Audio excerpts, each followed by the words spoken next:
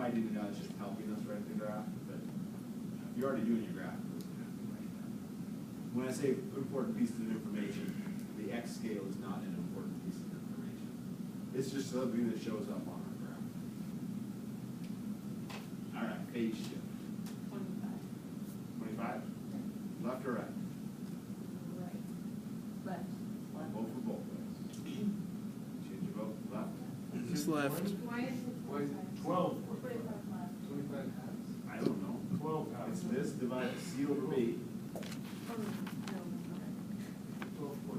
12.5. 12.5? Oh, exactly half of our scale. I like it. That's good. I put the negative on there. You can either write one or the other here. These are redundant. Okay, just emphasizing that this is to the left. It's like that Beyonce song. What's that? Nothing.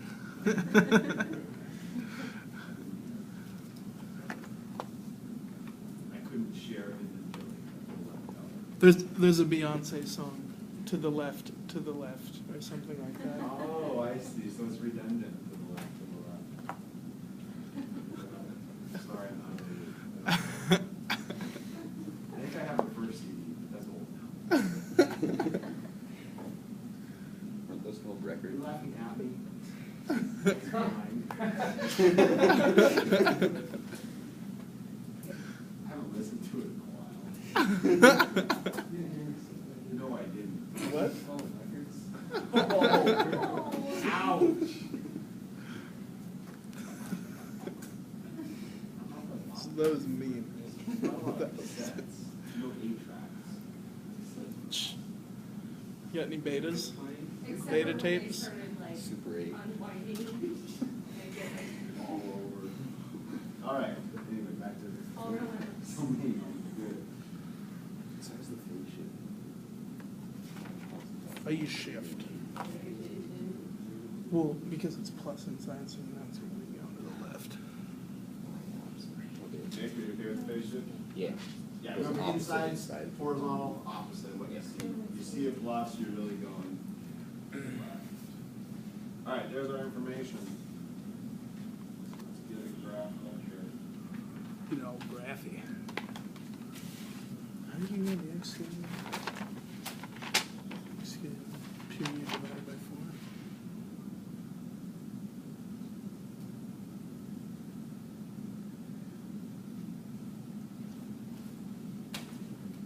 You know, okay, you might have noticed when I'm making my graphs here, I go 2 places to make my 25. And you can do it on the first one, but then it's a tighter up and down. Then it's an easier up and down if you can go. If you like, if you want to put 25 right there, that's fine. You can also put 25 right here if you want to. I mean, it doesn't matter. I'm just trying to make what's easy for me to figure out. Okay, so this is a sine function, which starts at the middle and then generally goes to the top. But, so normally we would put it here and here. So we need to go to the left 12 and a half. And instead of then going to the top, there's a negative on our A value. So it's bottom. Go to the bottom. And then we're right in between all of our tick marks.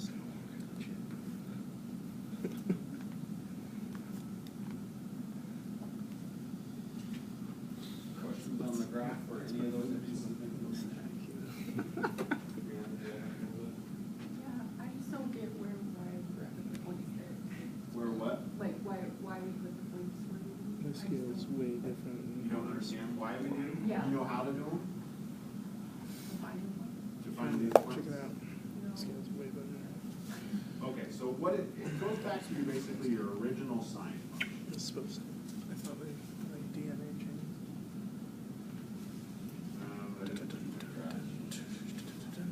But if you go back to your original, just your original sign function, okay, this one here, y equals sine of x, and you got all these points here. What I'm doing is I'm focusing on these points here, the ones that are on the center and on the top. These are from my original sine function. And then what's really happening is you take those 5 points, and if you transform them, which we didn't really write out transformations, but those 5 points under transformations would end up at these 5 points right here. Now, I'm not really walking through the transformations part because there's an order to those transformations that's kind of important. Instead, I'm just using these facts to figure out where those transformations are going to end up. So I know that, for instance, the one that was at 0, 0 had to go left 12 and a half. The stretch doesn't affect it. The stretch this way doesn't affect it. The reflection this way doesn't affect it. So that's, for instance, on that point there. Now this point here, which is going to be 12 and a half negative 2. So in order of operations here, inside backwards of what you see, I mean, the transformation wise, you'd be going this left first, and then, let's see, it'd be a stretch horizontally, and a reflection, and that, stretch vertically. Anyway, all those things they end up doing is they make them go right here. And so what I'm doing is I'm shortcutting all that. And instead of taking those 5 points on our original graph and following them through the transformations, if you mark your x scale in the fashion where it's 1/4 of the period takes into account the stretch or compression horizontal. The amplitude takes into account the stretch or compression vertically. The phase shift takes into account our shift left or right. The center line takes into account your shift up or down. So if you take all those things into account, this is where it's going to end up. The point that was at pi over 2, 1 will end up at 12 and a half negative 2. And my approach is not to use the transformations, but to use these pieces of information to figure out where they're going to go. Does that make a little bit of sense? And so, for instance, if we know this one's at negative 12 and a half, 0, 100 later, we got to be starting to repeat again. So that's why I know that one's there. And then if you think of your, now you know from that, you know that you've got the wave pattern going on. Why do we go down instead of up? Because of the reflection across the x-axis. Why do we hit negative 2 instead of negative 1? Because of our vertical stretch factor. Bang, bang.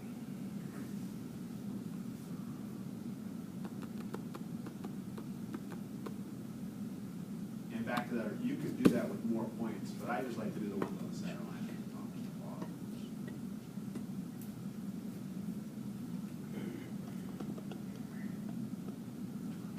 Other questions on this, or should we try to list the 5 points?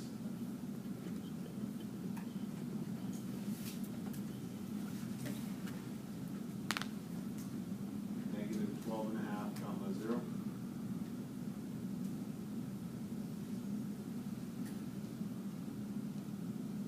Could be 0, maybe 12 and a half. No. Oh, you're right, never mind. 12 and a half, 12 and a half. and 2, negative 2.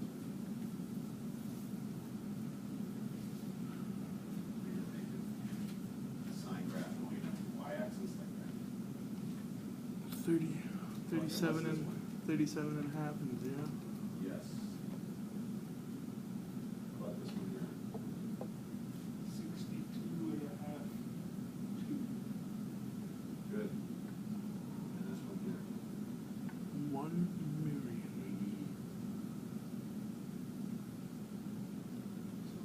7, 87?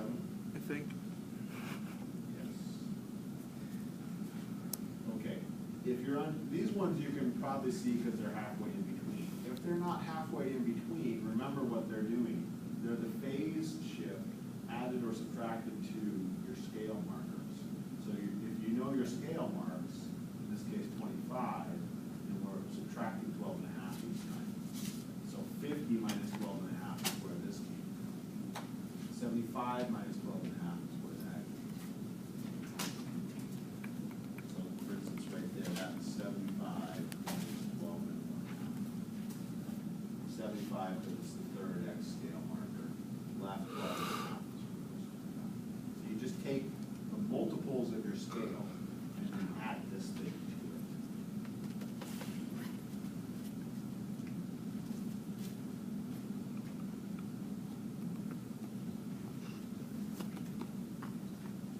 Good. Is there any other of these sines or cosine ones you want to do? Do we need to do a reverse engineer? Yeah, let's do it. Which one? The reverse engineer, Yeah, which one of those four? the Let's C.